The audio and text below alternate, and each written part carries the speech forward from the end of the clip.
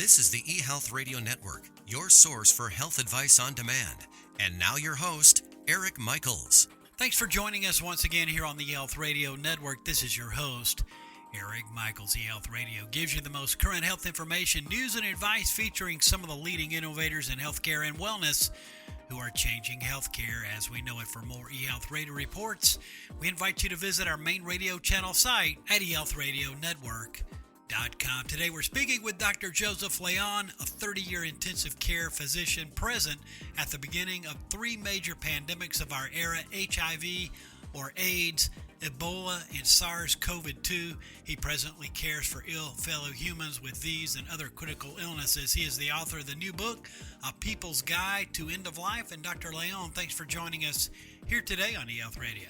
Eric, thanks so much. Thank you for asking me to be on. Well, you're certainly more than welcome and looking forward to hearing from you today, and we do thank you for your time. So, Dr. Layon, can you share with our listeners a little bit about your medical background and what prompted you to write A People's Guide to End of Life? Okay, sure. Well, I started out kind of as a mutt, as it were. I went to medical school thinking that I was going to be a primary care doctor, a pediatrician, and work that went on while in medical school, and then a little bit of time I spent out of the country working, got me interested and excited about intensive care medicine, critical care medicine, the care of the sickest patients you'll ever see in your life. And one of the things that sticks in my mind about all of this, it really does relate to this question, is a conversation I had about 1972 or 3 on the quad at UC San Diego, arguing with a kid about our need for a national health system. And that argument, starting 50 years ago, good God, has carried through to this day. The work that I've done primarily in the critical care units, in burn, trauma, and so forth, have led me to see a fair number of patients who were dying, and to start thinking about this question in a more systematic way. There was time that I was actually given to write this book around 2017 through 2019 through a series of events. And one particular case of a gentleman that I knew, a professor at Bucknell University, who was dying, led me to sort of systematically put this in some writing, in some written form, and then turn it into a book after that. But it was essentially a lifetime of seeing people do poorly. Not always. In the intensive care unit, something on the order of 80 or 90% of patients, depending on what kind of unit you work in, live. But a good number do die. And it was through those experiences that led me to write the book. Definitely understandable, and thanks for your efforts in doing so. Now, if a friend or family member are placed in the ICU and intubated and cannot advocate for themselves and they are not expected to survive, what can you do to ensure the proper care is given for your loved one's end of life?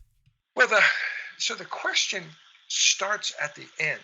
The way the question is phrased, the real issue is that we tend in the United States to not talk about death until it's upon us. Now, this is not beating up on our country. I've worked out of the country in Nigeria, in Central America, and other places as well.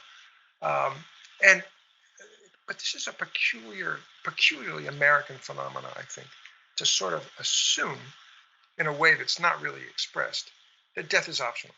So to answer the question, you have to go a few steps prior to the question, which is what do people need to do before they get sick?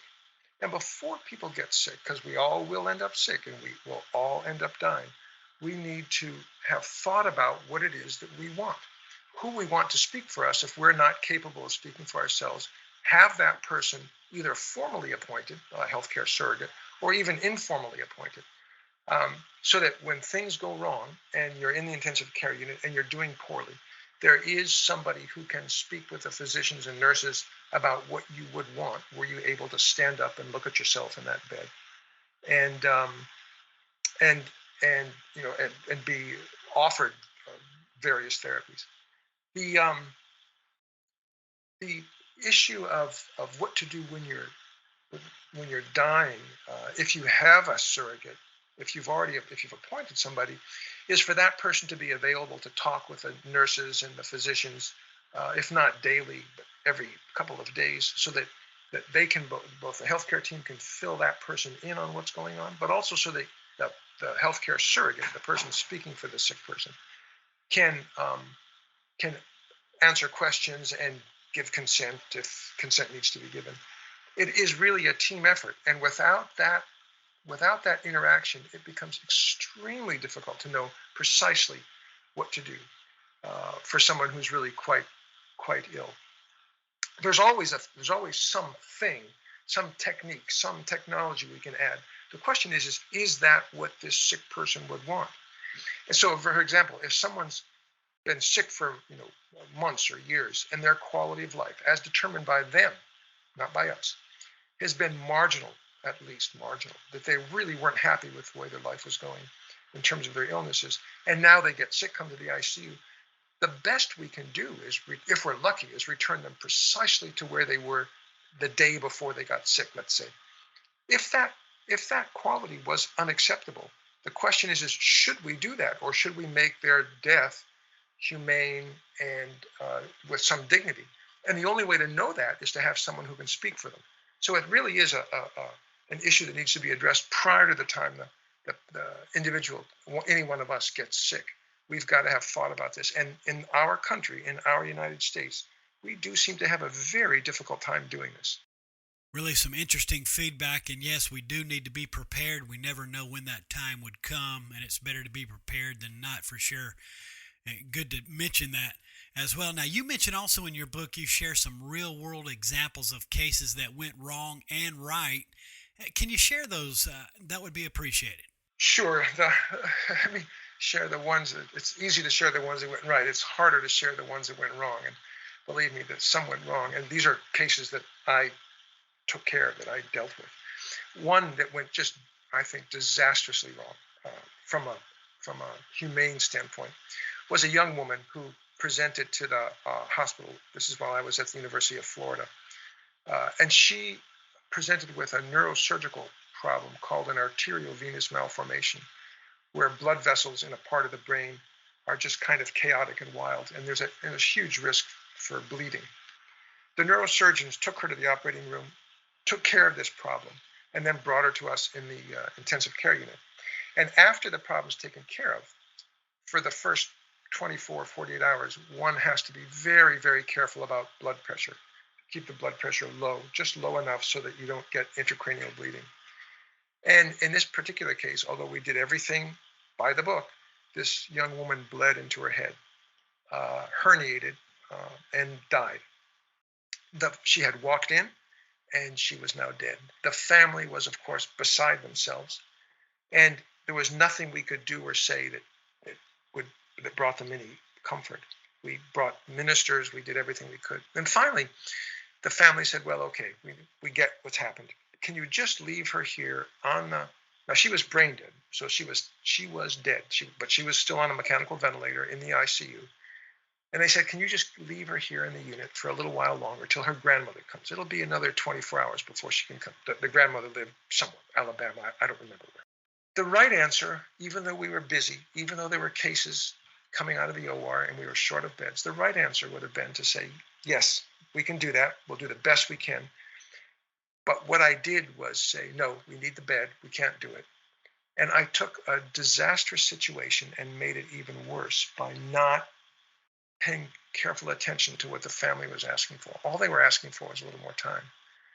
This was my poor handling of a case. The case was never going to go well, but I think I made it go worse. So that was a case that went poorly. A case that went well, there was a gentleman I took care of, a judge, and he had been quite ill for years and years, and finally said he didn't want to be in the hospital again, ever. If he was going to die, he wanted to die at home. And so through a series of events over a period of time, his family was involved. We got him home. He was He was dying, and he died with everyone at his bedside, his family at his bedside. He had forgiven whom he needed to forgive. He was able to ask for forgiveness for whom he needed to ask forgiveness from. And he died surrounded by his family in a way that was just, I mean, as good as it gets. I just will never forget the very last thing he said to me. This man, he was such a good man. He said, Joe, is there anything left to do? And I said, no, there's really not, except to show your family how a human dies. And he said, I'll do my best. And he did. And it was a case that just went superbly as far as, I mean, the man still died. His family was still sad, but it went as well as it could have possibly gone. Well, it is very rare to hear of a doctor's account of two of the situations, one that went well, one that went bad, two real life situations. And I do thank you for sharing those with us. That is a big wake-up call for sure. Lastly, what are your final thoughts on and advice for our listeners on the death and dying process in our healthcare system today? Well, this is a challenge. I mean, I think the healthcare system in the United States is just seriously problematic. This is an issue I've been thinking about, as I mentioned, since 1973 or 2. I don't even remember anymore. Our longevity rate here in the States has decreased. One only sees things like that with social upheaval, with social collapse, but that's happened. It's due to chronic diseases. It's due to the opioid crisis. Mothers that are giving birth now have a higher risk of death than when my mother gave birth to me decades ago. So we have just huge problems. We're expensive. Our quality's not good. And there are real problems that stem from the way the system is organized. That one hopes, I've hoped for decades, that will be eventually changed. We'll have some kind of rational national health system. In the meantime, though, I think that the thing that patients and families can do, all of us will be patients at some point, is to talk with the people you love about what you would want when you're ill, to have a healthcare surrogate, someone who can speak for you, appointed either formally or informally, and then when, God forbid, the time comes, and it will come, have that person be willing to interact with the healthcare team, the docs and nurses and so forth, in the hospital.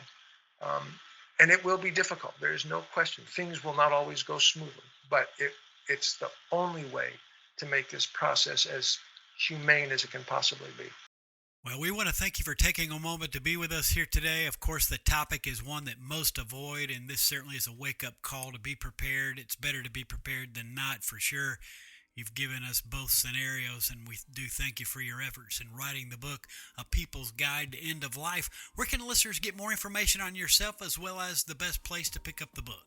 The book is available through, you can ask your bookstore to order it. It's available as an audio book or a e-book or a plain old real book, the way that I like to have it, through Amazon and so forth. And I am on Twitter at Joseph Layon MD on Twitter, and at AJ Layon, two separate Twitter accounts. And there's a blog, Notes from the Southern Heartland, that I intermittently write about health and issues related to health and the politics of health. And of course, as always, we'll leave links within the show notes of this broadcast to aid the audience as well. Again, Dr. Layon, all the best, and thanks so much for joining us here today on eHealth Radio. Thank you, Mr. Dye. It's a pleasure being with you, and thanks for having me. And you're certainly more than welcome anytime. We've been speaking with Dr. Joseph Layon, a 30-year intensive care physician. He is the author of the new book, A People's Guide to End of Life. And for all the details, visit josephlayonmd.com. And again, this has been your host, Eric Michaels, and we do thank you for your continued support of the eHealth Radio Network. Join us again soon for another episode that will help further expand your knowledge on those things that are important to your health and wellness. For more eHealth Radio reports, we invite you to visit our main radio channel site at eHealthRadioNetwork.com. And as always, we do thank you for tuning in. Thanks for tuning in to the eHealth Radio Network. For more information or to subscribe to this podcast, Visit eHealthRadioNetwork.com